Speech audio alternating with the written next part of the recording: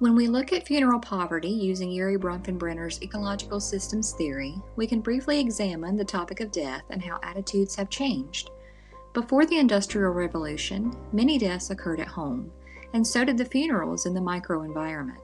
Therefore, the idea around death was more personalized and based on that particular person's wishes.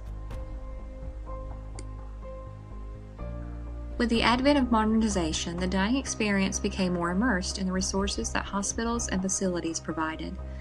Macroenvironmental changes occurred, such as better access to medical care and advanced pharmacological interventions, and the increase in technology. All of these changes increased life expectancy, but also have influenced the attitudes towards speaking about end-of-life care to others. Imagine if you were to die this very day. I know it isn't something pleasant to think about, but would your family or loved ones know your last wishes? And who would cover the funeral cost? A British study conducted in 2015 sought to explore the attitudes of the state in regard to funeral spending. It was found that more often than not, the next of kin was given the task of planning and paying for the funeral, regardless of the ties within that person's microsystem. According to a study published by the public broadcasting station, the funeral industry market is estimated to be a $20.7 billion per year industry, and the average cost of a funeral in the U.S. is between $8,000 and $10,000, with the casket alone averaging in cost of about $2,300. Also, according to this study, almost all funeral homes were independently owned up until the 1970s. Now, about 14% of U.S. funeral homes are classified as publicly traded organizations that seek out profit from the growing number of aging individuals. As the death industry grows, the conversation about death remains limited. This can have a large impact on those who are low income or homeless. The topic of death is something that creates ripples from the microsystem into the macro.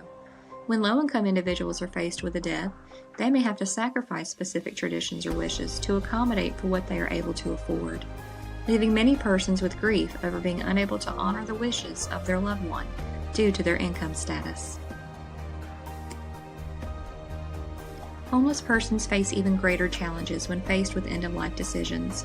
According to Song et al., they have the greatest risk of death, encounter hardships with medical care, and lack appropriate resources and family relationships to govern proper end-of-life care. Homeless persons in the study identified several fears in regard to dying on the streets. There was a fear of dying alone, of not having a proper burial and going as an unclaimed body, and the fear of being kept alive by machines. Some of these individuals are also veterans. According to the National Coalition for Homeless Veterans, about 11% of the adult homeless population are veterans, with 45% of those persons being African American or Hispanic. In the article by Song, homeless veterans had both positive and negative responses about their wishes at end of life. Some wished to be buried in a national cemetery, while others feared inadequate governmental VA care and did not want to be buried in a veterans cemetery.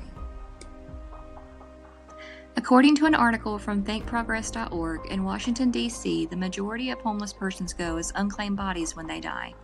They are then cremated within 30 days post-death by a private funeral home and buried outside the city limits, without a funeral or a headstone to commemorate their life.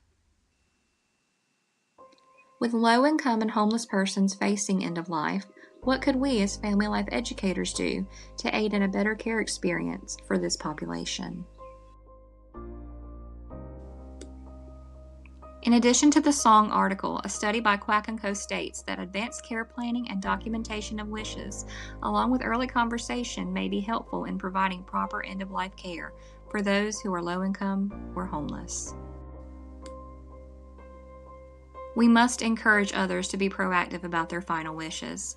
This reduces stress in an already stressful situation and establishes a game plan built by the deceased person themselves, so that there is no doubt what their final wishes are and that they can have as much honor and dignity as possible.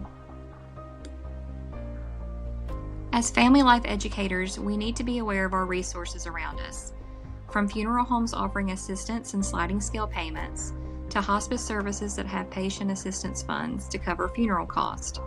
We also need to be aware of any cultural factors that would impact end-of-life care decisions for these individuals.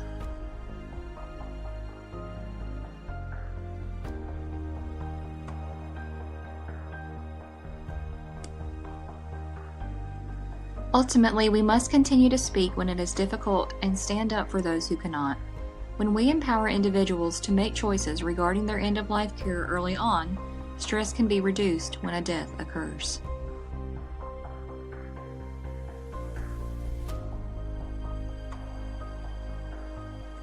By encouraging advanced care planning and early conversation of wishes, we ensure those who may be low income or homeless have a better chance of maintaining dignity at end of life. For more information, click the article above.